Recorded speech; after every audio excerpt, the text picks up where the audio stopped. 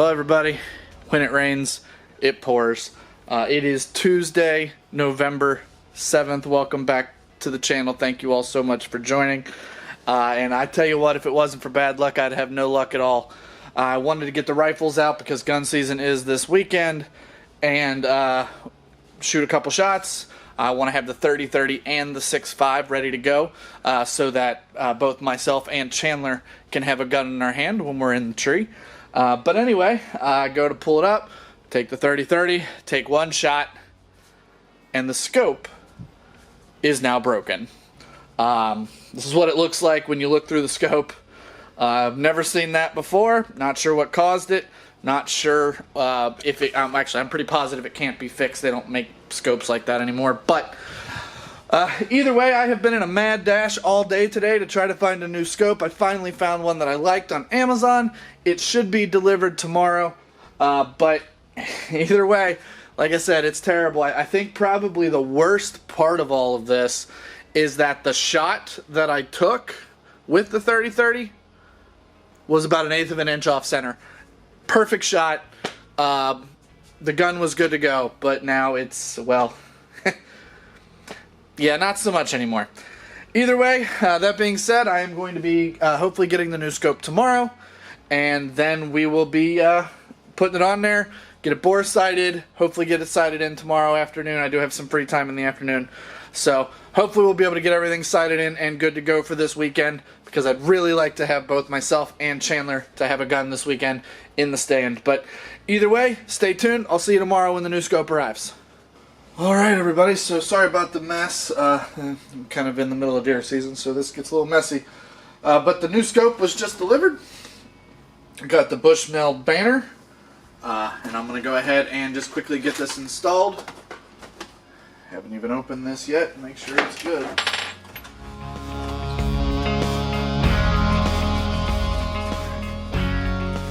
Moment of truth, guys.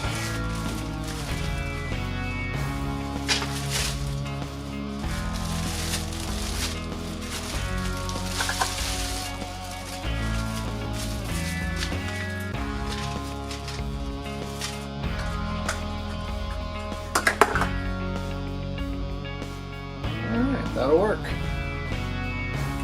Take the old one off. Attach this one.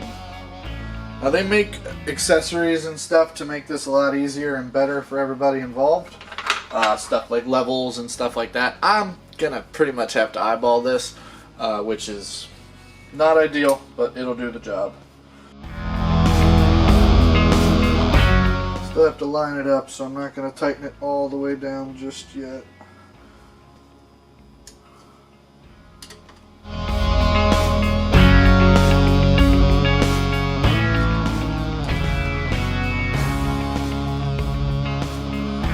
Tighten it enough that it stays in place, but not so tight that I can't turn it and manipulate it as I need to.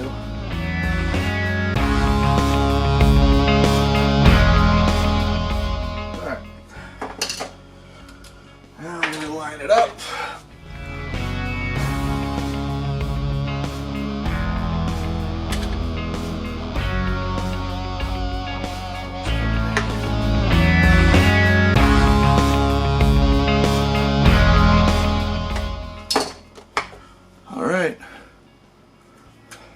She's mounted. As you can see, I've already got the bore sighter in here.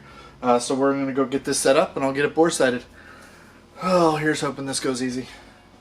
Alright, so this is not the ideal setup. I got it set up here in a couple of totes. But so what happens is the laser is pointing at a box on the other side of the garage. It's about 15 yards away. It's not ideal. Ideally, I'd be doing this at 100 yards, but it's so bright out today, I'm not going to be able to see the laser if I try. So what I'm going to do is I'm going to go ahead and set it up for to be dead on at this distance, and then when I'm shooting I'll adjust as we go. But it's pretty simple. You just have to line up the crosshairs with the dot. That being said, unfortunately I can't show you guys what this looks like through the scope, but if anybody knows of a like a scope cam that's relatively inexpensive that I can hook up and still look through this eyepiece, let me know. I'm in the market for one. I think it'd be a lot of fun, especially with squirrel hunting. But that being said, if anybody knows of anything, put it in the comments. I'd really be interested in hearing it. But here we go. Oh, actually, I'm not that far off. I just need to come.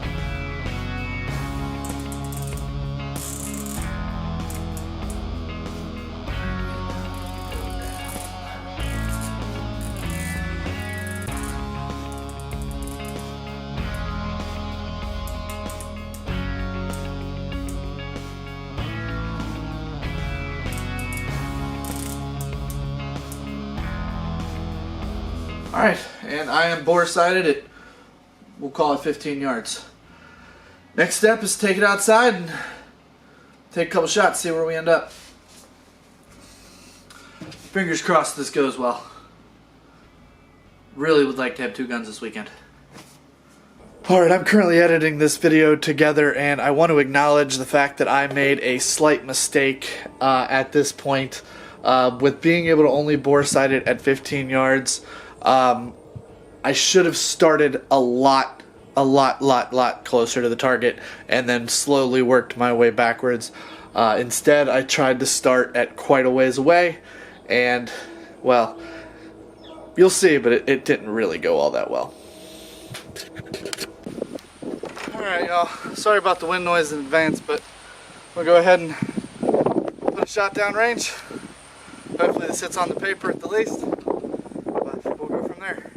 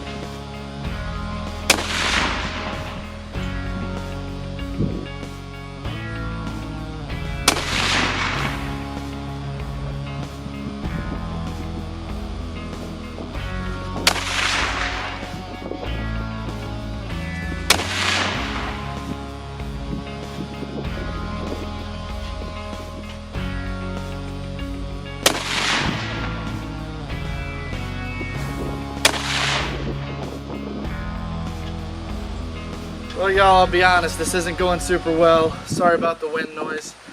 I'm going through a lot of ammunition. That being said, I think I got it pretty close. So I'm going to go ahead and take 2 more shots. Got all the holes covered. We're just going to have to see what happens at this point. Fingers crossed.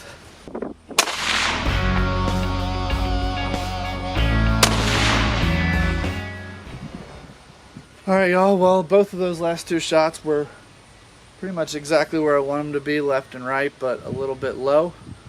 So I did adjust the scope up a little bit. So I'll probably take a couple shots tomorrow. Hopefully it won't be as windy, and we'll go from there. Fingers crossed. Unfortunately, ammunition's not cheap anymore, so hope I can get this figured out eventually.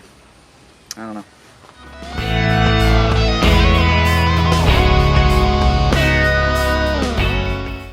y'all, well, the wind is pretty well faint here, so I'm going to go ahead and take another shot with the 30-30 and just to see, make sure it's on, and then yeah, we'll see what happens. Forgot the big camera, so I'm just going to do it from my phone. All right, y'all, I just took 2 shots with the 30-30. Both were awesome, so we should be good to go. These 2 right here were the 2 shots I just took, so I'm gonna say the 30-30 is dead on. So I think we're good to go. All right, everybody, so that's gonna do it for this episode. I hope you enjoyed me getting my scope, everything set up, getting it replaced. I'll be taking that 30-30 out this afternoon, and hopefully we'll get a deer on the ground. Anyway, thank you all so much for watching. I'll see you all on the next one.